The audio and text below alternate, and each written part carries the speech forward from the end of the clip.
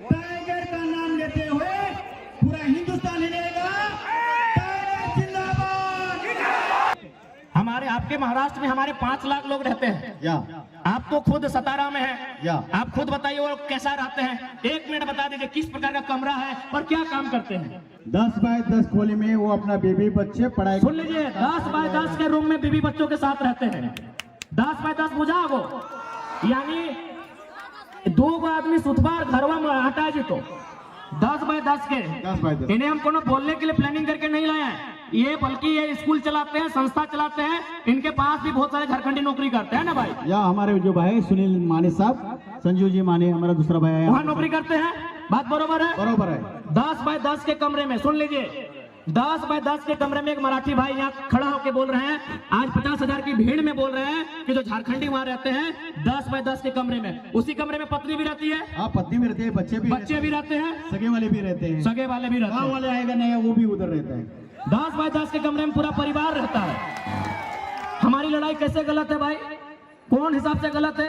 अब एक बात हम क्लियर कहना चाहेंगे, जो लोग हमारी बात को सुन रहे हैं वो झारखंड के अलावे किसी राज्य से रहे। हमारी लड़ाई किसी राज्यवासी से नहीं है, बात को समझिए। हम बात कर रहे हैं 1932 खतियान की।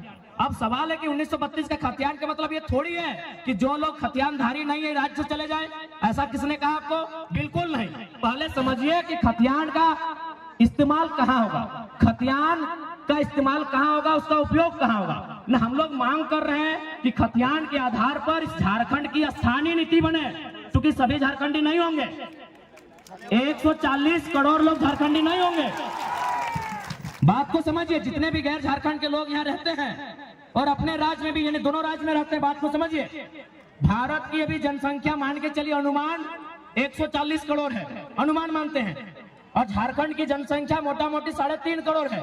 तो भाई पूरा का पूरा 140 करोड़ झारखंडी नहीं हो सकता है। समझिए बात को, 140 करोड़ जो भारत की जनसंख्या है वो सबके सब झारखंडी नहीं हो सकते हैं। तो झारखंडी कौन है? तो जो झारखंड के भूभाग में रहते हैं। तो हमारे खतियान आधारित नीति का मतलब है कि इस राज्य के जो मूलवासी हैं, इस राज्य के बाहर जिनका सरकारी नौकरी के अलावे किसी सरकारी दस्तावेज में कोई नाम नहीं है, क्योंकि बहुत कोई रेलवे का नौकरी करते हैं, कोई इलाहाबाद में है, कोई कानपुर में है, कोई कर सेंट्रल नौकरी कोई कहीं कर सकता है, तो वहां सरकारी नौकरी में उसका नाम हो सकता है, लेकिन उसके अलावे उसका नाम किसी दस्तावेज में नहीं है।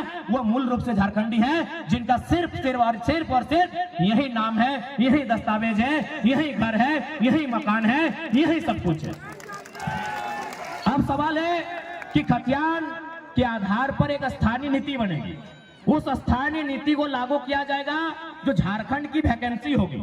झारखंड की वैकेंसी मतलब दरोगा, चपरासी, होमगार्ड, जिला पुलिस, जेपीएससी, जेएसएससी, यानी झारखंड सरकार जो नौकरी निकालेगी, झारखंड सरकार जो बहाली लेगी, उस बहाली में लागू होगा कि जिनके पास स्थानीय प्रमाण पत्र है वही लोग फॉर्म को भरेंगे। इसका मतलब थोड़ी कि आप यहाँ व्यापार नहीं करेंगे, आप यहाँ काम धाम नहीं करेंगे, आप यहाँ रोजी रोजगार नहीं करेंगे, आप यहाँ कंपनी फैक्ट्री में काम नहीं करेंगे। ये गलत है, ये भ्रम है। तो इसलिए जितने भी लोग ऐसे हैं जो इस राज्य के नहीं हैं, आप लोग कृपया भ्रम में ना रहें।